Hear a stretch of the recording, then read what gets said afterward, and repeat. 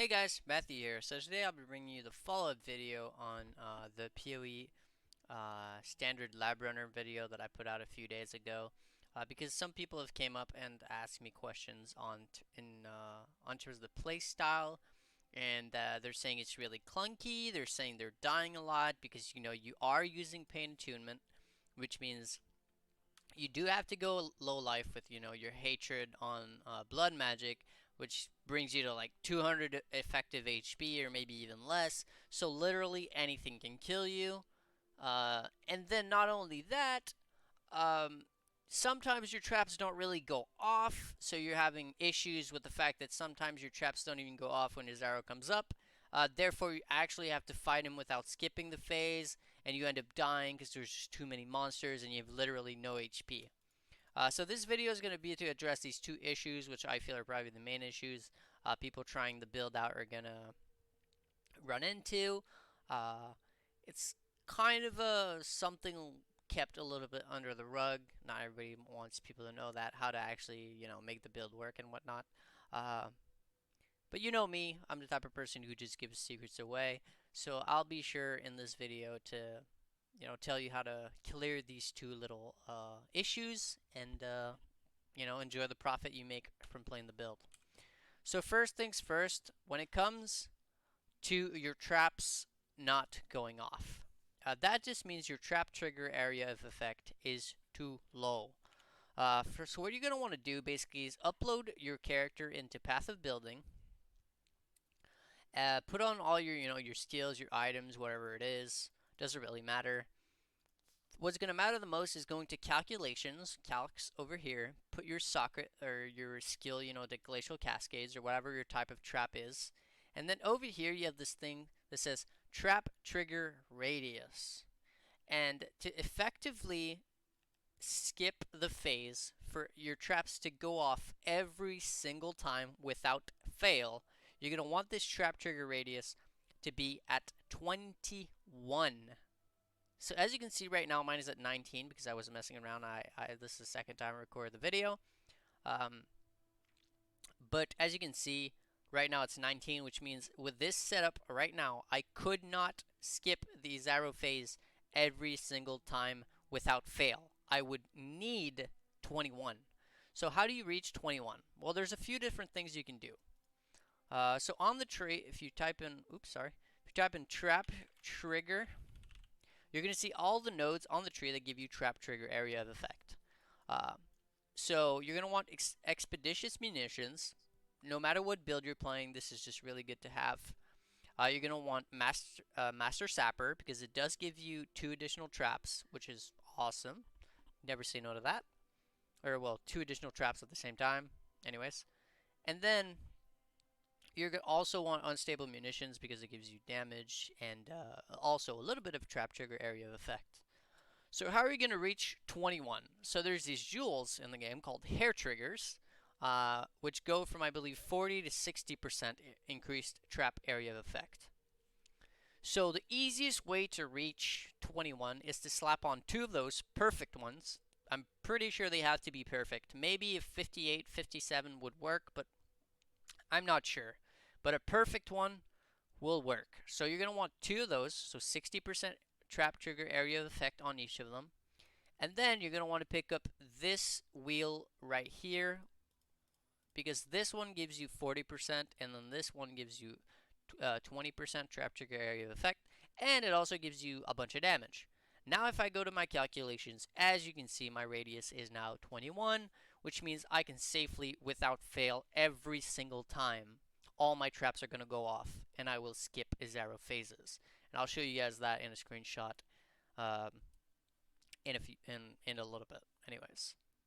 Another way you can do that, if you're like, well, dude, the thing is, I'm needing to take 3, 4, 5, 6, 7, 8 nodes, 8 skill points to be able to get this entire wheel. And I think that's just a waste because I could be getting more dexterity for my transcendence, so I can get more movement speed. Or maybe you're gonna be like, well, I could get some more jewel sockets for whatever, to cap out my resistances, or maybe I need more evasion for Queen of the Forest. Whatever it may be, you might have a reason for why, using 8 skill points is not worth it. And I would agree that that's the case. So how do you do to take care of that then? Well, it's a pretty simple fix. You're going to want one more jewel, one more hair trigger with perfect trap trigger area of effect. And by slapping one more on, as you can see, your trap trigger goes back to 21. And you save yourself 8 skill points, which you can use wherever you want. And you only lose, 3 jewel sockets, and this build has 9. So 3 of them for hair triggers is not that big of a deal. One thing to note though, this wheel right here actually gives you massive amounts of damage early in a league. So you definitely want to pick those up. As you can see right now, my damage is 35,880. That's per trap average hit. So you got to do like times 20 if you want to, the actual damage the traps do, but whatever. If I go ahead and pick up all these nodes, it goes up to 45,000. So that's literally over 25% increase in damage, which is nuts. So early in the league, you're probably going to want to pick those up if you want to safely, actually have enough damage, not just enough trap trigger area of effect, but enough damage. Because to safely and every single time, if you want to skip Izaro phase, you're going to want 29,000 damage average hit per trap with at least 20 traps down when fighting Izaro. So 29,000, 20 traps down on Path of Building. Not necessarily on your tooltip, but on Path of Building. I've tested those numbers. That seems to be the actual case. So for example, if I take off my Unnatural Instinct and I take off all these nodes, I'm at 33,000. If I'm like, well, I don't really like lowlife, I'm going to take out Pain Attunement. All of a sudden, I'm at 25,900, which means chances are, most of the time, I'm still going to skip the phase, yes. But sometimes, I'm not going to skip the phase, and it's going to feel really bad. So getting Pain Attunement is really good. And it's going to fix that issue, especially early in the league. But when it comes to trap trigger radius, it's simple. You just slap on 3 perfect hair triggers with Master Sapper over here. Get a little trap damage area trigger over here and Expedition's Munitions, and you just forget about it. I personally use 4 hair triggers just because I actually have one which has corrupted blood cannot be inflicted on you. So I used it as well because it brings it up to 22, and I just like the quality of life of it. It's pretty nice for menagerie as well when I'm doing some splits for IQ gear. But that's for another video anyway. So 22 is my thing, but you don't really need it. As I said, 21 is what's required. So why is that? Well, this brings me to this little screenshot over here. As you can see, basically this is the arena where you fight Izaro. You can only go up to here, right? When you're fighting Izaro, you cannot go onto his platform. And your traps, whenever you put them down, will always go down like right in front of you, like at your feet. Which means you're basically the safest spot you can be when it comes to fighting Izaro on lowlife is as close to him as possible. That may seem kind of counterintuitive, and it really is. But trust me, that's actually the case. When I started playing Trapper build, this trap build with lowlife, I died quite a few times until I actually realized, wait, the safest spot is actually as close to him as possible. Why is that? Because he attacks really slowly. When he comes up and your traps kill him instantly, 99% of the time, he's not going to hit you. 99% of the time, he's not going to get an attack off. So what you do is you put all your traps down right here. The moment he goes up, they're going to trigger, and you run right past him. You just run right past him. So if he's doing one of his charge moves, or maybe his, wind slash move, whatever it is, you run right past him before it even goes away. Or, sorry, before it even goes off, and therefore you're sure to never die because of that. What's actually really kind of dangerous when it comes to going low life is all the other stuff. The minions he spawns, the essences, the golems. These things are they're the things that are actually dangerous. He's not. So that's why you want to be as close to him as possible at all times. So like I said, you run right past him, but then you're not going to want to go running into the essences or golems or whatever. You stay next to him until he opens the door, unlocks the door, and then you go right back, to the next zone and you're safe. So I'll give you guys a tiny little trip or tip in game. Sorry about that. Tiny little tip in game, real quick, of how I do it. So imagine that right now, I'm at the phase where I gotta fight him. So I got my ores on. As you can see, 284 life. Uh, Anything can kill me. He can literally just sneeze on me and I'm gonna die. So let's say this is the platform where Izaro spawns. So I'm gonna be putting all my traps down right there.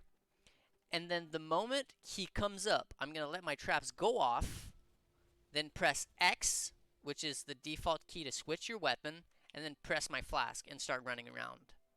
You're going to want to do this as fast as possible. The thing is, you got to get the timing right. Because if you change your weapon before your traps go off and then your traps go off, they're going to do the damage of the equipped weapons you have at that point. So if you don't have enough damage to actually skip the phase anymore because you switch weapons too early, then you're kind of in trouble. You're not going to be on low life anymore, but still, 2,000 effective HP is not going to save you from anything. Even with 2,000 HP, he can literally sneeze on you, and you're going to die if it hits you, because you gotta remember you have a lot of evasion. Um, so that's probably the biggest tip I can give you guys. So for example, you're low life, put all your traps down on his arrow. The moment he comes up, let's say it's right now, traps go off. Oh, switch, go back to full HP with your life flask, and then run around in circles. It's basically the best I can do to tell you guys how to survive. You're gonna gain a lot of time by doing that, by effectively skipping the phases every single time without fail. I don't know if I said that in the video or if it was the previous time recording, but personally, I haven't died from Izaro in a few hundred labs at this point by doing this method. While when I started playing this trapper build, I did die quite a few times. It was pretty bad and it was pretty annoying. But you get to the point where you realize with enough practice, like, actually this is where I gotta be, this is where I gotta sit when he comes up. Or for example, like if it's golem phase or if it's lieutenant phase, you might want to basically there's always going to be something that comes up here, here, and over there. This corner is always empty. So in reality, this corner is always the safest. So you're going to want to be here if you want to maximize your safety. Um, but what you might want to do is go in the opposite corner of the thing that scares you the most. So for example, if a lieutenant spawns here and it's the bow guy, the blue guy, maybe you're going to want to go there. But if he spawns here, you're going to want to go there because it's safer, because you're farther away from him. Because it's all about being as far as possible from danger, but as close as possible to Izaro as you can. So hopefully this gives you guys a little bit of insight and tips on how to actually do the phase without dying literally every single time. Hopefully you guys can reap in the rewards of the playstyle. It's a little bit different for sure. It's not like running an 8 endurance charge juggernaut that just cannot die, but it's a lot more rewarding. It's a lot more fun. It's a lot more fast. And anyways, I think I've been enjoying it a lot more. Anyways, let's just say it like that.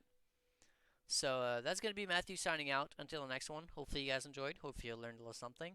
And I'll catch you guys in the next one. Peace.